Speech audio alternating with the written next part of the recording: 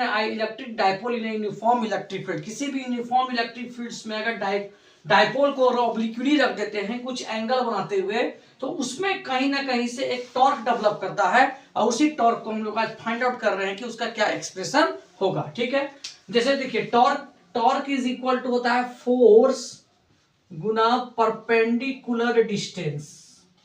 सबसे पहले समझिए, फोर्स तो आप समझ रहे हैं, और परपेंडिकुलर डिस्टेंस क्या हुआ। देखिए ये वाला डिस्टेंस को परपेंडिकुलर डिस्टेंस नहीं कहता है, ये जो डिस्टेंस है इस वाले डिस्टेंस को कहते हैं परपेंडिकुलर डिस्टेंस। तो हमको ये परपेंडिकुलर डिस्टेंस फाइंड आउट करना होगा। तो torque is equal to the force into displacement. अब देखिए किसी भी चार्ज पर जो फोर्स लगेगा, तो आप जानते हैं electric field is equal to होता है force upon charge, force upon charge. तो force is equal to electric field into Q हो जाएगा आपका। ठीक है, क्योंकि इस पे जो फोर्स लगेगा तो ये इस डायरेक्शन में लगेगा, इस पे जो फोर्स लगेगा वो इस डायरेक्शन पे लगेगा।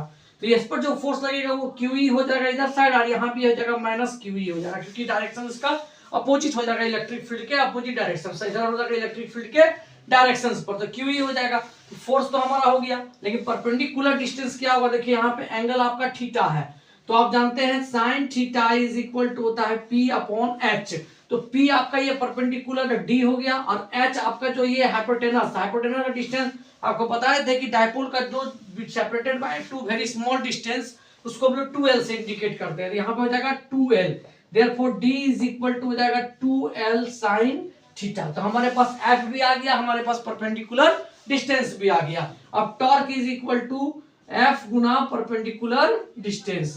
तो F हो गया आपका QE, और इनटू मल्टीप्लाई कर देंगे तो 2L sin थीटा।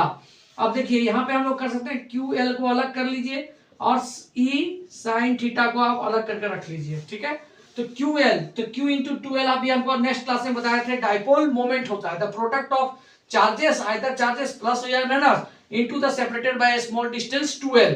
तो आपका यहाँ पे जाएगा P, और यहाँ पे जाएगा क्रॉस E sin थीटा।